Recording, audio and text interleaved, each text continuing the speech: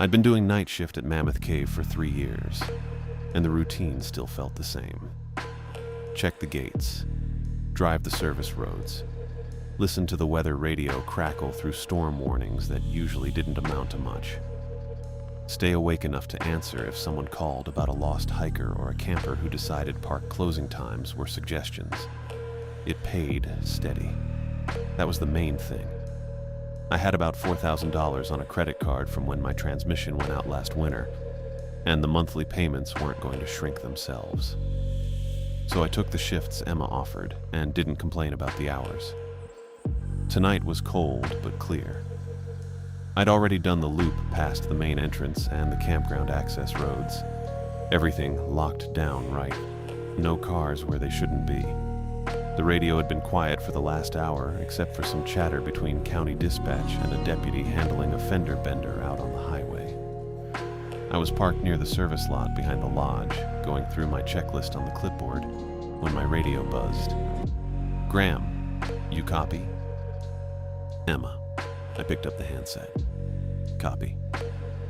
Need you to swing by the visitor center. There's a packet on the front desk for the training tomorrow. Walter left it, but I need you to grab it tonight so it's ready first thing." "Copy that. Headed there now." "Thanks. Should be right on the counter. Lock up when you're done." "Will do." The line went quiet again. I flipped the ignition and pulled out onto the access road that cut through the trees toward the visitor center. It was about a 10-minute drive if you didn't rush it. I didn't. The building sat at the edge of a wide parking lot, all dark except for the security lights at each corner. It was a low brick structure with big glass doors and a sloped roof. During the day, it was full of tourists buying postcards and asking where the bathrooms were. At night, it looked like every other government building. Functional, a little depressing. I parked near the entrance and grabbed my keys. The cold hit me when I stepped out. Probably low 30s. My breath fogged up in front of my face and I zipped my jacket higher before heading to the doors. The key stuck a little in the lock. It always did. I jiggled it and felt the bolt slide back, then pulled the door open and stepped inside. It was warmer in here, but not by much. They turned the heat way down after hours. I could hear the hum of the vending machines in the corner and the faint buzz of the exit sign over the back hallway. Otherwise, it was quiet. The front desk sat in the middle of the room, a long wooden counter with brochures in plastic holders and a computer monitor someone had turned off. I walked over and spotted the packet right away. Manila folder, kind of thick with a sticky note on top. The note was in Walter's handwriting, messy but readable. "Eugene, training stuff for tomorrow. Forms go in the gray cabinet, top drawer. Map stays with the packet. Thanks. W." I picked it up and flipped it open. Standard stuff. Safety protocols, route maps for the guided tours, some kind of updated checklist for equipment inspections. There was a printed schedule clipped to the inside with times and names I didn't recognize. Probably the new seasonal hires. I started sorting through it automatically. That's what Walter wanted. He was good at putting things together, but terrible at filing them right. I didn't mind. Gave me something to do besides drive circles in the dark. The forms were easy. I pulled them out and walked them over to the gray filing cabinet against the wall. Top drawer. I slid them in and went back to the desk. That's when I saw the other paper. It was clipped to the back of the packet, just one sheet, and it looked older than the rest. Different paper, thinner. The ink was a little faded, and someone had creased it down the middle at some point. I pulled it free and held it under the desk lamp. Cave rescue report, dated about 8 months ago. April, maybe. The formatting was off, like someone had typed it on an old machine instead of printing it from the system. There were names listed under personnel involved and a short paragraph summarizing the incident. Nothing unusual. We got reports like this a few times a year. Someone went into one of the unmapped sections, got turned around, radioed for help. Standard recovery. Nobody hurt, but one name kept showing up. Devon Griffin. It was listed 3 times, once under personnel. once in the narrative summary, once at the bottom in a note about follow-up. The thing that bugged me was how it looked. The spacing was wrong. The letters were too close together in some places and too far apart in others, like someone had typed it by hand and kept missing the keys, or like a copy of a copy where the ink bled weird. I read it again. Same name, Devon Griffin, 3 times. I didn't recognize it. That didn't mean much. There were a lot of rangers and volunteers who cycled through, especially during busy season. But something about it felt off. The way it repeated. The way it was clipped to this packet even though it didn't have anything to do with training. I stood there for a minute, holding the paper, trying to figure out if it mattered. Probably just misfiled. Walter wasn't great with organization. Maybe he grabbed the wrong stack and clipped this by accident. It happened. I folded the report and tucked it back into the packet. I'd ask him about it later if I remembered, or I'd just put it in the cabinet with the rest and let Emma deal with it. That's when the headlights swept across the front windows. I looked up.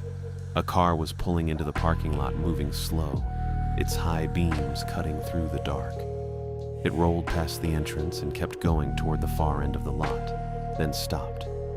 I waited. The engine kept running.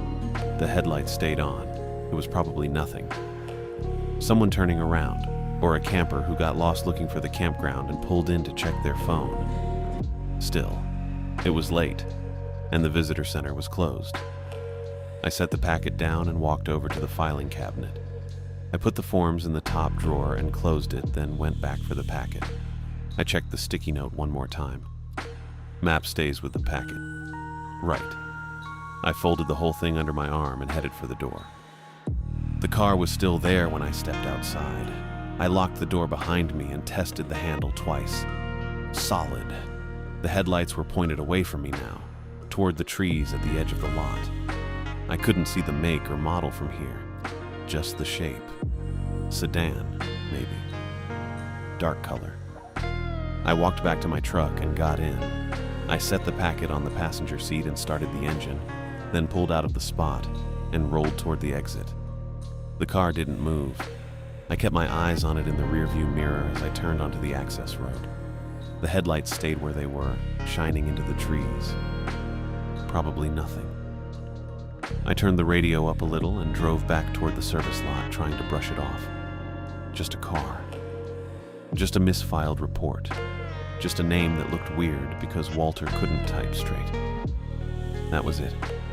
I was back at the lodge doing a walkthrough of the service entrance when the radio crackled.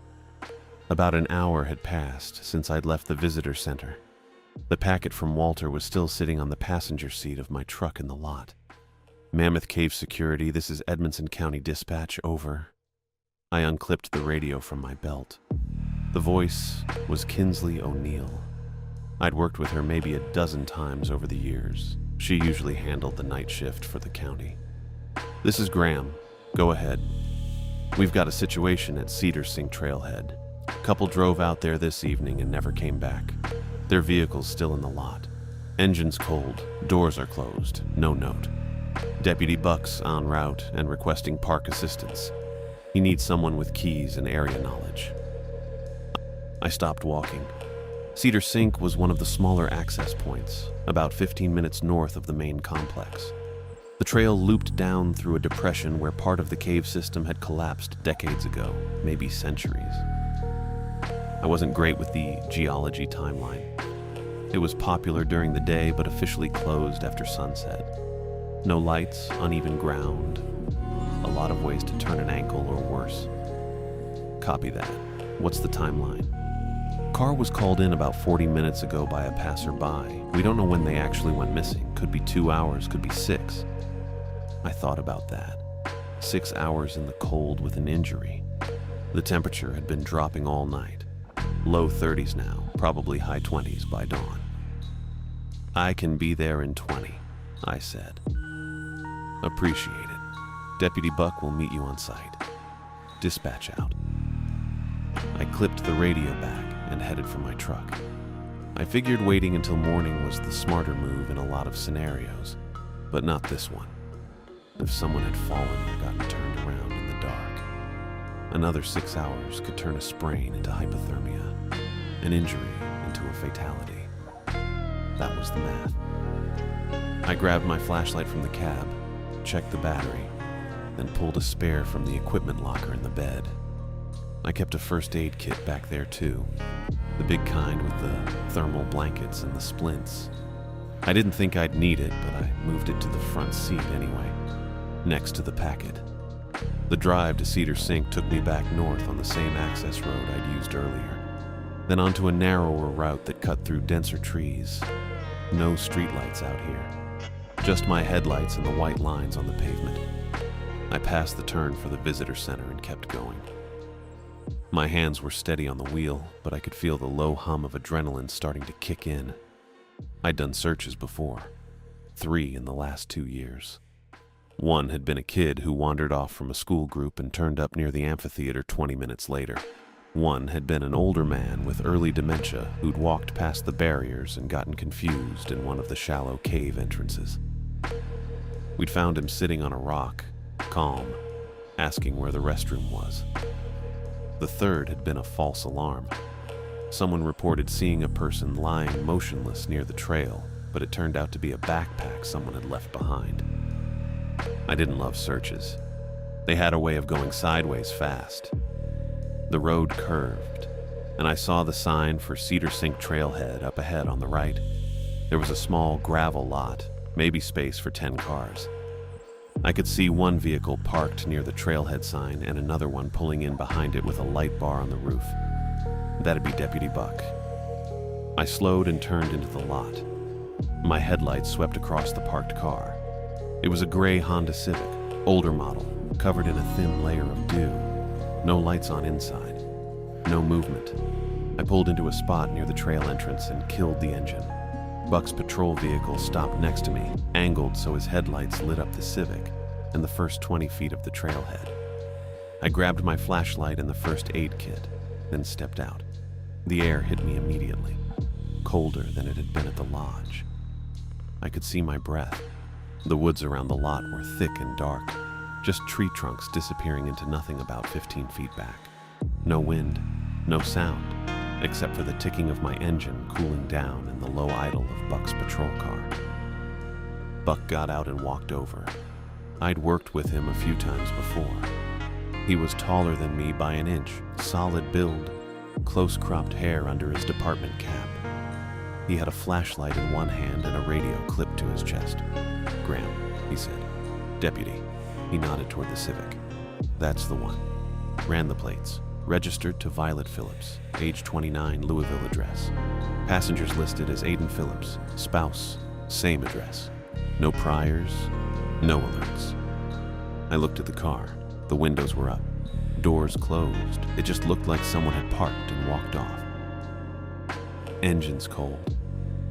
Yeah, checked it when I got here. Hood's cool to the touch, been here a while. Dispatch said no note. Nothing visible. I haven't opened it yet. Wanted to wait for you. That made sense.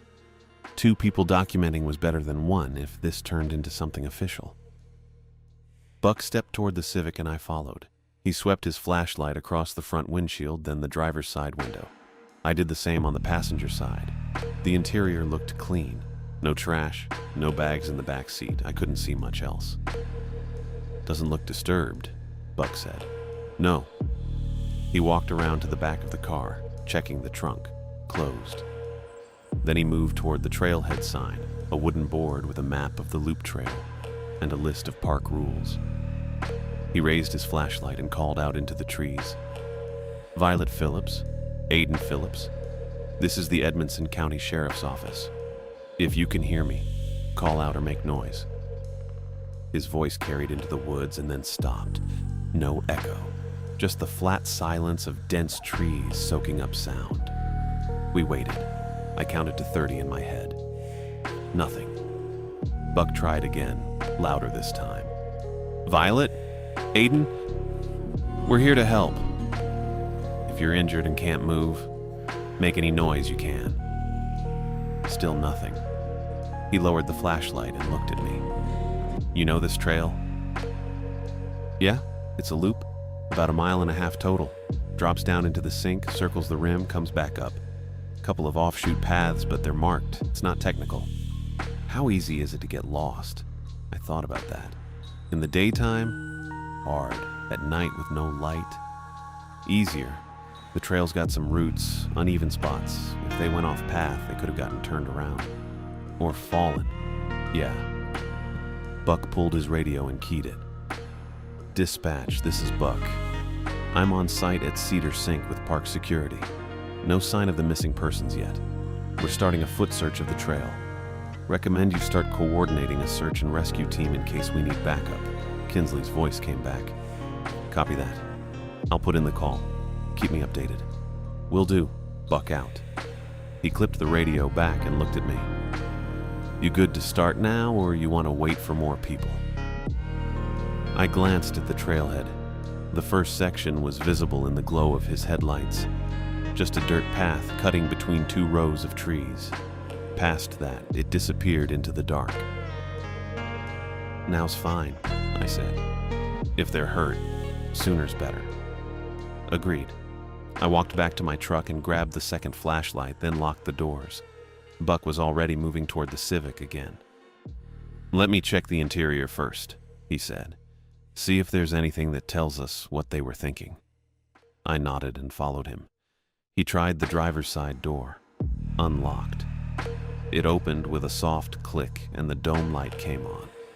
I stepped closer and looked inside. The seats were empty. No jackets, no phones, no water bottles. The cup holders were clean. The back seat had a reusable grocery bag folded up and a phone charger cable plugged into the console but not connected to anything. Buck leaned in and popped the glove box. It fell open and I saw the usual stuff. Owner's manual, insurance card, a small packet of tissues. He moved the manual aside and pulled out a folded piece of paper. I recognized it immediately. Printed map of Mammoth Cave tours. The same kind they handed out at the visitor center. Buck unfolded it and held it up to his flashlight. I looked over his shoulder. It was the standard map. Color-coded routes, tour names, a legend in the corner. Someone had circled one of the tour stops in blue pen. I couldn't read the label from where I stood, but it looked like it was near the historic entrance. They were planning a tour, Buck said. Maybe. Or they already did one and kept the map. Tucked behind the manual? I didn't have an answer for that. People kept weird stuff in glove boxes. But yeah, it was a little odd. Buck refolded the map and set it on the dashboard. Anything else? I leaned in and checked under the seats with my flashlight. Nothing. I straightened up and shook my head. All right. Buck closed the door and the dome light went out. Let's start the trail. Buck set the map on the dashboard and I reached for it without thinking. He didn't stop me. I lifted it under my flashlight and flipped it over, just checking both sides the way you do with any piece of paper that feels important. The back had handwriting, blue pen. Same color as the circle on the front. Block letters neat enough, but pressed hard into the paper like someone was making sure it stayed legible. It said, Devon Griffin. And underneath, smaller but still clear. Keep your voice even when you say it. I held the map there for a second, maybe two. My stomach did something I didn't like. Buck leaned in. What's that? I didn't answer right away. I was still looking at the letters. The same name from the cave rescue report I'd found an hour ago at the visitor center, clipped to Walter's packet. 3 times in that report. Now here, on a map pulled from a missing couple's glove box at a trailhead in the middle of nowhere. Name, I said. Kept it flat. Devon Griffin. Buck frowned. Who's that? Don't know. You recognize it? Saw it earlier tonight. On a report. Cave rescue thing from April. Recent. 8 months. Buck took the map from my hand and held it closer to his flashlight. He read the instruction out loud. Keep your voice even when you say it. He looked at me. The hell does that mean? I shrugged. Didn't have an answer. My brain was trying to line things up. Walter's packet, the old report, the car at the visitor center, now this. But none of it connected in a way that made sense. Just the name repeated. Buck set the map back down. Prank, maybe. Someone messing with tourists. I wanted that to be it. Some dumb joke left in a car, unrelated to anything that mattered. People did weird things, left notes, played games. The park attracted all kinds. But the instruction bothered me. Keep your voice even when you say it. That wasn't funny. It was specific, careful. Could be, I said. Buck stepped back from the Civic and swept his flashlight across the trailhead. Or they were into something. Drugs, maybe. Meet somebody out here, deal goes bad, they take off into the woods without thinking. I considered it. Cedar Sink wasn't exactly a hot spot for that kind of thing, but it was isolated. No cameras, no foot traffic after dark. If someone wanted privacy for something sketchy, it'd work. Possible, I said. Or a fight, Buck added. Couple has it out, one of them storms off down the trail, the other follows. Gets dark, they can't find their way back. That felt more likely than drugs. Fights happened. People made bad calls when they were angry or upset. Walking into the woods at night without a flashlight was the kind of reckless move someone might pull when they weren't thinking straight. But it still didn't explain the name or the instruction. I looked at the trailhead sign, the wooden post with the map and the rules. The trail started just beyond it, a narrow dirt path that dropped into the trees and disappeared. Guessing's not going to help, I said. Buck nodded. No, it's not. He clicked his flashlight off and back on, testing it. The beam held steady. Let's go. I grabbed the first aid kit from where I'd set it on the Civic's hood and slung the strap over my shoulder. My flashlight was already in my left hand. Radio clipped to my belt, same as always. Buck had his shoulder mic and his handheld on his chest rig, both within reach. We started down the trail. The path was uneven right from the start. Roots crossed it every few feet, some thick enough to trip over if you weren't paying attention. Wet leaves covered most of the dirt, slick in spots where the ground sloped. I kept my flashlight low, watching my footing. Buck did the same, a few steps ahead of me. The temperature dropped as we descended. The trees blocked what little wind there was, but the air felt heavier, colder. I could see my breath when the flashlight beam passed through it. Nobody had been down here recently. No fresh footprints in the mud near the trailhead. No broken branches or disturbed leaves. Either Violet and Aiden Phillips had gone down hours ago, or they'd gone somewhere else entirely. Buck called out again. Violet Phillips! Aiden Phillips! Edmondson County Sheriff's Office! His voice carried, but not far. The trees absorbed it. No answer. We kept moving. The trail curved left, and the slope got steeper. I had to brace myself with my free hand on a tree trunk to keep from sliding.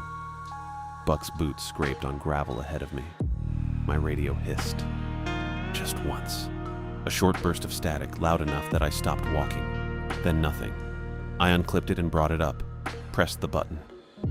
Graham to dispatch. You copy? Silence. I tried again.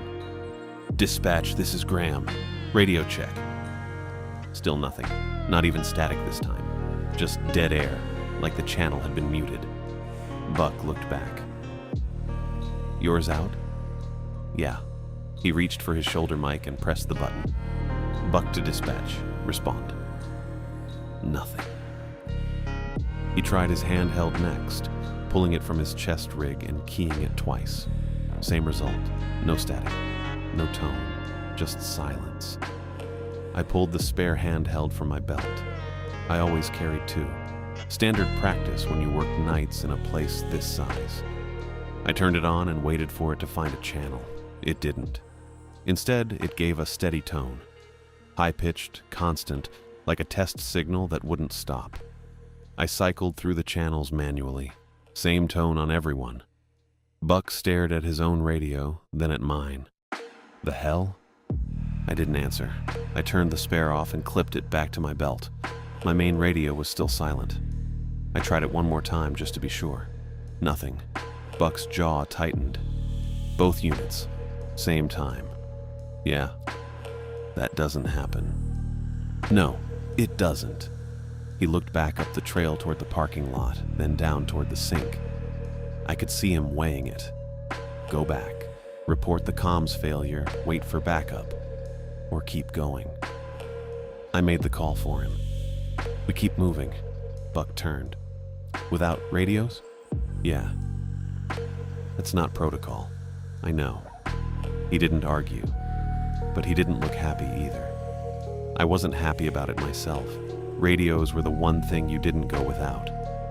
If something went wrong, injury, fall, anything, you needed a way to call it in. But turning back without checking felt worse. If Violet and Aiden Phillips were down here, hurt or lost or stuck somewhere, we were the only ones who knew where to start looking. Backup wouldn't arrive for another 20 minutes minimum. Maybe longer if search and rescue had to mobilize. 20 minutes was a long time if someone was bleeding. Or hypothermic. Buck exhaled through his nose. All right, but we stay close. No splitting up. Agreed. He started down the trail again. I followed. The trail leveled out after another 30 yards and opened into the sink. I stopped at the edge and swept my flashlight across it. The bowl dropped away in front of me, maybe 40 feet down at the deepest point, with walls of limestone curving inward on all sides.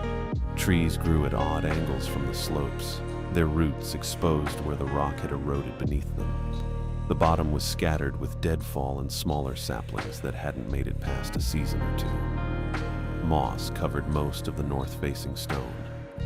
Everything looked wet. Buck came up beside me and aimed his light down into the center. His beam crossed mine and kept going, tracking along the far wall. I felt the air move, not wind. Wind came from a direction, pushed things, made noise in the branches. This was different. It rose up from below, steady and cold, like standing over an open freezer. I turned my head slightly and felt it on my left cheek, then my neck. It smelled like wet stone and something older I couldn't name. I knew that smell. I'd been around karst formations long enough to recognize airflow from underground. Caves breathed. Pressure changes between the surface and the passages below pulled air in or pushed it out, depending on temperature, barometric shifts, time of day. I'd felt it at mapped entrances plenty of times. But Cedar Sink wasn't a public entrance. Hadn't been for decades, maybe longer. The trail looped around the rim for tourists to look down and take pictures, then kept going. No gates, no stairs, no signs pointing to a cave opening. Just the natural bowl and the trees and the rock. That didn't mean openings didn't exist. Limestone was full of cracks. Fissures that went down 10 feet or 100. Solution channels where water had worked through the stone for thousands of years. Carving gaps that didn't show on any map because no one had crawled into them or bothered to document them. Some were too narrow for a person. Some weren't. I angled my flashlight lower, tracing the base of the bowl where the walls met the ground. You see anything? Buck's voice was quiet. Not yet. I moved the beam slowly, scanning the rock face, the debris, the spaces between the fallen branches, looking for color that didn't belong. Fabric, skin, movement. The light caught something near the eastern edge of the bowl. A low section of rock where the wall didn't curve smoothly, but broke inward, leaving a gap maybe 2 feet high and 3 feet wide. The stone around it was darker, like water had been running over it recently, or still was. I kept the light there and started down the slope. Buck followed without saying anything. His boots scraped on loose gravel behind me. The descent wasn't technical, but it wasn't easy either. The ground was slick with wet leaves, and the angle was steep enough that I had to lean back to keep my weight centered. Twice I grabbed a sapling to steady myself. The first aid kit bounced against my hip with each step. The cold air got stronger as I went lower. It didn't gust. It just kept coming, steady and persistent, brushing past me on its way up. I reached the bottom and crossed to the gap in the rock, keeping my flashlight trained on it. The opening was exactly what I'd thought. A break in the limestone, irregular edges, sloping downward into darkness. The ground in front of it was bare stone, no leaves or dirt, just wet rock and scuff marks. I crouched and brought the light closer. The marks were faint but visible, streaks in the thin layer of sediment on the stone. They started about a foot from the opening and disappeared inside, fresh enough that rain hadn't washed them away yet. The pattern looked right for hands and knees, someone crawling. Buck came up beside me and knelt. He didn't touch anything, just looked. "Recent?" he asked. "Probably." He aimed his light into the gap. The beam traveled maybe 6 feet before the passage bent and the stone cut it off. I couldn't see past that. "Could be them," he said. "Could be." He stood and pulled his shoulder mic up, keyed it twice out of habit, then stopped when nothing happened. He let it drop and looked back up the slope toward the trail. "We should wait," he said. I looked at him. "Get a rescue team down here. Come back at first light with proper equipment and more people." He gestured at the gap. "We don't know what's in there. Could drop off, could flood, could be unstable.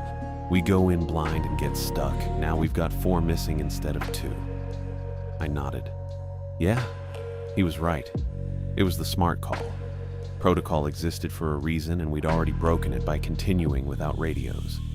Going into an unmapped opening in the dark with no backup and no way to communicate was the kind of decision that ended careers, or worse. I felt relieved for about 3 seconds. Then a phone rang. The sound came from below, muffled and distant but unmistakable. A generic ringtone, the kind that came default on cheaper models. It rang 4 times, stopped, then went silent. I didn't move. Buck didn't either. We both stared at the gap. The ringing started again. Same tone, same rhythm, but closer this time. Not louder, closer. Like the phone had moved from one room to another without anyone carrying it. It rang twice, stopped mid-tone, then rang again from a third position even nearer to the opening. No footsteps, no scraping, no sound of movement at all. Buck pulled his flashlight up and aimed it straight into the gap, his hand tight around the grip. I stayed crouched and leaned forward, bringing my face closer to the opening but not inside it. The cold air pushed against my skin. I could feel it in my lungs when I breathed. "Violet Phillips," I called into the gap. My voice didn't echo. The stone swallowed it. I kept my tone even. Steady. I didn't know why that mattered, but the note had said to keep my voice even when I said the name, and I figured maybe it applied to everything down here. "Aiden Phillips?" Nothing. I waited 10 seconds. 15. Then something answered. The voice came from deeper in the passage, past the bend where my flashlight couldn't reach. It matched the length of what I'd said. Same cadence, same number of syllables. But I couldn't hold on to the words. I heard them. I knew I heard them. But the second they registered, they slid away, like trying to remember a dream 5 minutes after waking up. The shape was there, the feeling of it, but the content was gone. I opened my mouth to call again and stopped. The thing down there was listening, and it was learning. I stepped back from the gap. Buck did the same. We didn't say anything for probably 10 seconds. Just stood there staring at that opening with our flashlights aimed at wet stone and the bend we couldn't see past. My heart was doing something uncomfortable in my chest, and my hands felt cold even through my gloves. Buck moved first. He backed up another 2 steps, turned his light away from the gap, and swept it across the floor of the sink. "We need to mark this," he said. His voice came out tight. "Get back up top. Call it in from somewhere that works." I nodded. Made sense.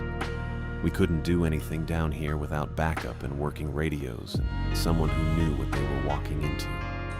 I looked around for something to use as a marker, a branch, a rock formation, anything obvious enough we could describe it to a search team. There was a fallen birch trunk about 6 feet to the left of the gap, pale bark standing out against the darker stone. "That log," I said. "Gap's directly right of it." Buck glanced over, confirmed it with his light. "Yeah, good." We started back across the bottom of the sink toward the slope we came down. I kept my flashlight low, watching for roots and loose stone. The cold air followed us. I could still feel it on the back of my neck even after we started climbing. The trail going up was worse than coming down, steeper when you're fighting gravity. I grabbed a sapling with my free hand and pulled myself up the first section, boots slipping twice on wet leaves. Buck was a few steps ahead doing the same thing, breathing harder than before. The first aid kit kept bouncing against my hip, and I had to adjust the strap to keep it from sliding off my shoulder. We were maybe 15 feet up the slope when Buck's flashlight died. Not flickered, not dimmed, just gone. 1 second the beam was there, cutting through the dark ahead of him. The next second, nothing. Buck stopped walking. He shook the flashlight once, smacked it against his palm, then tried the switch. Clicked it off and back on. Nothing happened. "You've got to be kidding me," he said. I stopped a few steps below him and aimed my light up so he could see the trail. "Battery?" It was full when we started. He unscrewed the back anyway and tilted it toward my beam. I could see the batteries inside, standard issue, the kind that last 6 hours minimum. He tapped the casing against his hand, and one of the batteries rolled out into his palm. It looked fine. No corrosion, no damage. "I've got spares," I said. I shifted the first aid kit around and unzipped the side pocket where I kept backup batteries in a small plastic case. My fingers were stiff from the cold, and it took me a couple tries to get the case open. I pulled out 2 fresh ones and passed them up to Buck. His hands were shaking when he took them. Not a lot. Just enough that I noticed when the batteries clicked together. He loaded them in, screwed the cap back on, and flipped the switch. Nothing. He tried again. Clicked it off, waited, clicked it on. Still nothing. "That doesn't make sense," I said. "No," Buck said. "It doesn't." He stared at the flashlight for another few seconds like it was going to explain itself, then clipped it to his belt and pulled his handheld radio up instead. He keyed the mic twice out of habit, even though we both knew it was dead. He let it drop. "We're leaving," Buck said. "Right now. We get to the cars, we drive until we hit reception, and we call this in properly." I didn't argue. I wanted out of there as much as he did. We kept climbing. I stayed close enough that my flashlight gave Buck some visibility on the trail ahead. He moved faster now, not running, but purposeful. I matched his pace. Except I didn't. I tried to speed up, wanted to speed up. My brain sent the message to my legs to move faster. But instead I slowed down. My steps got heavier, longer gaps between each one, like wading through something thick. I stopped trying to go faster and just focused on maintaining the pace I had, but my legs kept dragging. Each step took more effort than the last. Buck pulled ahead, 5 feet, then 10. "Hey," I called. My voice sounded fine, normal, but my body wasn't listening to me. Buck glanced back, saw the gap, and slowed down. "You good?" "Yeah," I said. I wasn't sure if that was true. I took another step and my boot caught on a root I'd been aiming to avoid. I didn't fall, but I had to brace myself against a tree trunk. I decided to stop. Just for a second, catch my breath, reset, then keep going. But I didn't stop. My legs kept moving. One step, another. My right hand came off the tree and swung forward, and I was walking again even though I decided not to. That part bugged me a little. I tried again. Focused hard on stopping, planting my feet, staying still. I took 2 more steps instead. Buck was watching me now. He'd stopped a few yards up the trail and turned around with my flashlight beam lighting him from below. "Graham?" "I'm fine," I said. I didn't feel fine. I felt like my body had been rented out to someone else and I was just along for the ride. My left hand moved. I didn't tell it to. It just lifted off my side, crossed over my chest, and reached into my jacket pocket. I tried to pull it back. Couldn't.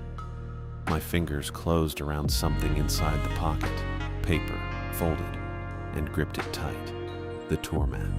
The one from the Civic. I'd put it in my pocket back at the trailhead without thinking about it and forgotten it was there. My hand pulled it out, held it up in front of me. My right hand was still holding the flashlight, and I angled the beam toward the paper without meaning to. The name was there. Devon Griffin. Blue pen. Block letters. Except it looked different now. The letters were heavier, traced over. Some of them twice, some of them 3 or 4 times. The pen pressed so hard the paper had torn in 2 places, once through the crossbar of the A, once through the leg of the R. The lines weren't clean anymore. They wavered, shook, like whoever did it couldn't hold their hand steady. I stared at it and something dropped into my head that didn't belong to me. A memory. Not mine. A man sitting in a stone room, cold, no windows, a single overhead bulb that barely worked. He had a pen in his hand and a cave tour map spread flat on a table in front of him. He was writing the name over and over. Devon Griffin, Devon Griffin, Devon Griffin. The letters got darker each time. The paper buckled under the pressure. He didn't stop. Couldn't stop. There was a feeling attached to the memory, desperate, hungry, like something inside him would collapse if he didn't write it one more time. Like the name was the only thing keeping him visible. The memory cut off. I was back on the trail, holding the map with my hand still locked around it. My chest felt tight and I couldn't get a full breath. Buck was next to me. I didn't see him move, but he was there. "What is that?" I didn't answer. Couldn't. My throat wasn't working right. Buck took the map from my hand. I didn't resist. He looked at it under my flashlight, then looked at me. This wasn't like this before. "No," I managed. "Someone did this between the car and now?" "I don't know."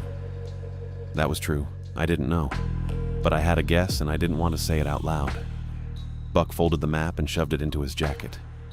"Move. Now." I moved. This time my legs cooperated. We climbed the rest of the trail fast. Buck didn't look back and I didn't slow down. My lungs burned by the time we hit the top, and the ground leveled out near the trailhead. I could see the parking lot through the trees, the Civic still sitting there, Buck's patrol car next to it, my truck at the edge near the trail entrance. Buck went straight for his patrol car. He grabbed the driver's side handle and pulled. The door didn't open. He tried again. The lock popped up. I heard it click, but the door stayed shut, like it was welded. "No," Buck said. He moved to the back door. Same thing. Lock disengaged, door wouldn't budge. I went to my truck, pulled the handle on the driver's side. The lock clicked open. The handle moved. The door didn't. I tried the passenger side. Same result. Buck was back at his patrol car trying the trunk. It wouldn't release. I pulled my phone out of my pocket. The screen lit up when I tapped it. Signal showed 0 bars, but that wasn't new. We didn't get reception out here most of the time. I unlocked it and pulled up my contacts to find Emma's number so I could try anyway. The names were wrong. Emma Perez had been replaced with a string of numbers. Not a phone number, just digits. 3972614. I scrolled down. Every name was gone. Replaced with numbers, different sequences. None of them made sense. I tapped Emma's entry, or what used to be Emma's entry. The numbers rearranged while I watched. Shifted into a new sequence, 88035. I closed the app and opened it again. The list reloaded. The numbers were different now. Buck was still yanking on his car door. I looked at him and he looked at me, and neither of us said anything for a long time. I stopped at the edge of the parking lot, breathing hard, bent forward with my hands on my knees. Buck came up beside me a second later doing the same. The lot looked exactly how we'd left it. Buck's patrol vehicle under the security light, the gray Civic next to the trailhead sign, my truck parked at an angle near the path entrance. No movement, no sound except our breathing and the wind pulling through the trees. I straightened up and turned my flashlight toward my truck. The beam hit the driver's side window, and I saw my reflection staring back, pale, tired, older than 32. I blinked. For just a second, maybe less. There was another face layered over mine in the glass, older, gaunt. Thinning gray hair combed back, pale eyes that didn't move. It was there, and then it wasn't. Like a double exposure that snapped back into focus. I stepped back from the truck. Buck noticed. "What?" "Nothing," I said. My voice came out flat. Buck looked at the window, then at me. He pulled his dead radio off his chest rig and shook it once, then clipped it back. "We need to call this in, now." I nodded. "Your truck radio working?" he asked. "Should be," I said. "It's a different system. Mounted unit." Buck walked to my truck and tried the door handle. Locked. He looked back at me. "Keys." I reached into my jacket pocket and my hand brushed the folded map. I pulled my hand back out without the keys. Buck waited. I tried again. This time I got the keys and tossed them to him. He caught them, unlocked the door, and leaned inside to reach the radio mounted under the dash. He keyed the mic. Static came through, then nothing. He tried again. Same thing. He pulled back out and looked at me. "Dead." "That's not possible," I said. "Yeah, well." Buck gestured at the radio. "It's dead." He stepped back from the truck and looked at the patrol vehicle, then the Civic, then back at my truck. "We break a window. Get the mounted unit working manually. Override something." I nodded. Made sense. Buck walked to his patrol vehicle and popped the trunk, pulling out a tire iron. He came back and held it out to me. "Your truck. You do it." I reached for it. My arm stopped halfway. Just stopped. My elbow locked and my fingers opened by themselves, and the tire iron dropped onto the gravel between us with a metal clank that echoed across the lot. Buck stared at my hand. "Graham."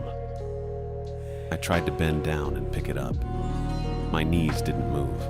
My left hand lifted without me telling it to. It went to my jacket pocket, pulled out the folded map, and pressed it flat against my chest. My palms spread wide over the paper like I was protecting it, like I was holding something valuable. I wasn't doing that. Buck took a step back. "What the hell are you doing?" "I'm not," I said. My hand stayed pressed to my chest. I could feel the map through my jacket and shirt, could feel the pen indentations where the name had been traced over and over. My hand wouldn't move. I told it to drop the paper. It didn't listen. The problem wasn't just Violet and Aiden Phillips. My body was part of it now. I focused everything I had on my right hand, forced it to move. It took 3 seconds, but my fingers finally bent and reached across my chest toward the map. My left hand resisted, gripping tighter, but my right hand got under the paper and pried it away. My left hand let go all at once and dropped to my side. I unfolded the map with shaking fingers and aimed my flashlight at it. The name was still there, Devon Griffin, traced so many times the paper had torn. I made myself look at each letter. DEVINGRIFFIN.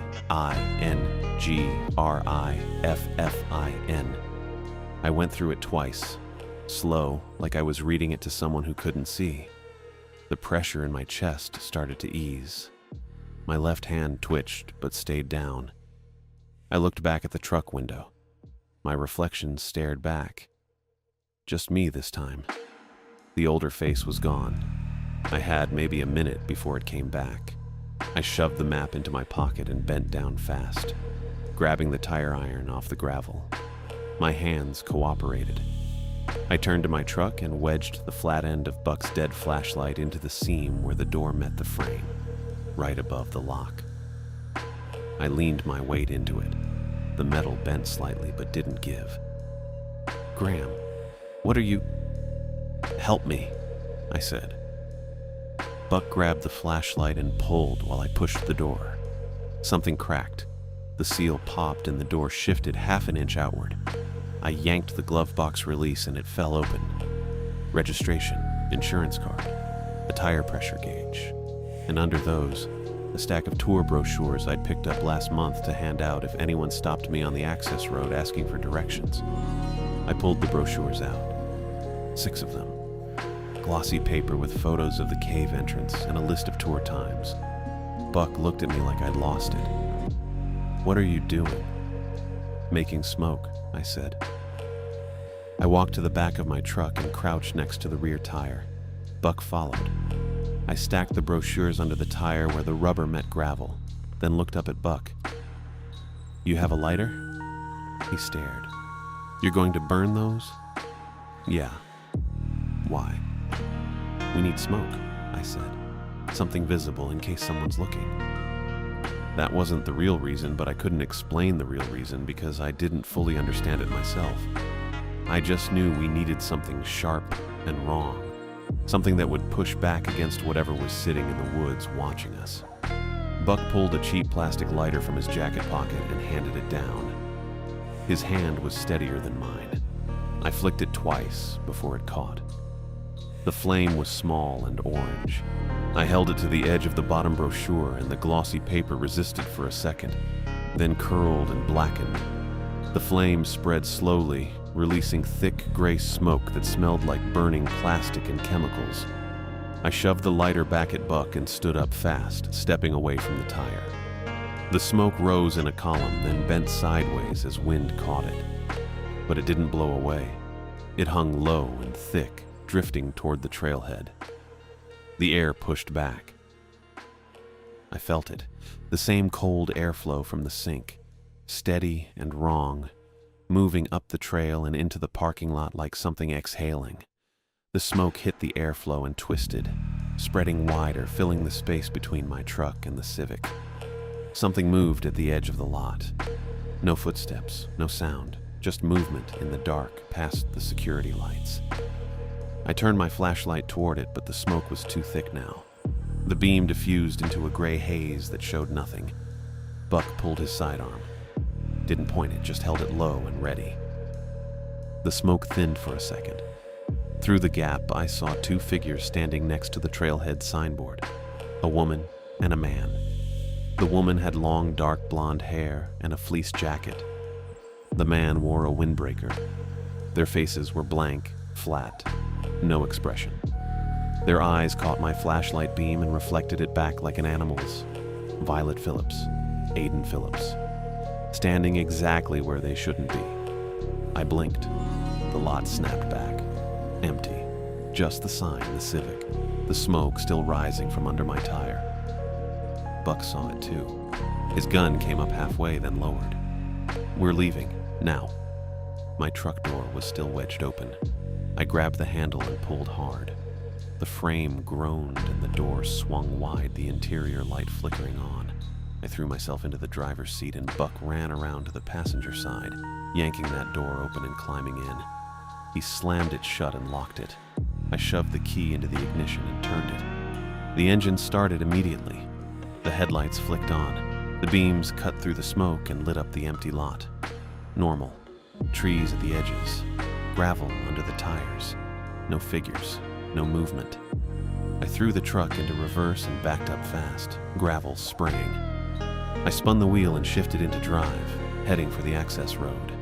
The headlights swept across the Civic one last time as we pulled away.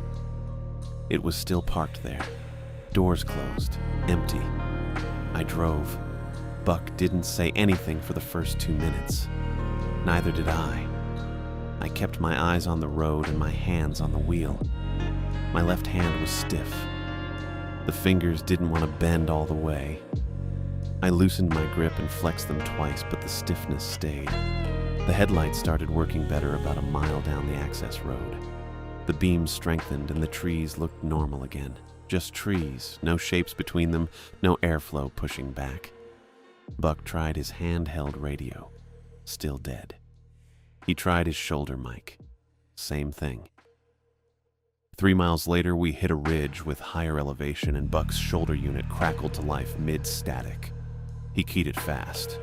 "Dispatch, this is Buck. You copy?" Kinsley's voice came through with interference, but clear enough. "Copy, Buck. Go ahead. We need search and rescue at Cedar Sink, full team, and I need a second unit out here now." "Copy. What's the situation?" Buck looked at me. I kept driving. "2 missing persons last seen at the trailhead," Buck said. "Comm failure in the area. We're clear now, but the whole site's compromised. I want backup before anyone else goes down there." "Understood. I'll coordinate County SAR and get another deputy rolling. ETA 40 minutes. Copy." Buck clipped the radio back and leaned his head against the seat. He didn't ask me about the figures, didn't ask about the smoke or why I'd burned the brochures or why my arm stopped working when I reached for the tire iron. I didn't bring it up. We drove in silence until I reached the visitor center. The parking lot was empty. No dark sedan, just security lights and my usual spot near the side entrance. I parked and killed the engine. Buck stayed in the passenger seat. "I have to wait for the second unit. You good to handle the paperwork?" "Yeah," I said. He nodded and got out, walking toward his patrol vehicle, which he'd left back at Cedar Sink. He stopped. "I'll radio when they're en route. You stay here." "Okay." He looked at me for a long moment. Then he got back in his vehicle and drove off. I sat in my truck alone. My left hand was still stiff. I pulled the map out of my pocket and unfolded it under the dome light. The name was still there. Devon Griffin. But now there was more writing. Smaller letters underneath the instruction to keep my voice even. The new writing said, "Keep saying it. Keep a place for it. It needs room." I stared at the words for 10 seconds. Then I refolded the map, grabbed an evidence bag from the glove box, and shoved the paper inside. I sealed it, grabbed the old cave rescue report from Walter's packet on the seat, shoved that in too, sealed a second bag. I walked to the dumpster behind the visitor center and lifted the lid. The bags went in on top of yesterday's trash. I closed the lid hard enough that the metal banged. I walked back to my truck, got in, and started the engine. Whatever reached for me at Cedar Sink left a mark. I could still feel it in my hand, in the way the letters looked when I closed my eyes. A normal report wasn't going to remove that. I drove away and didn't look back at the dumpster.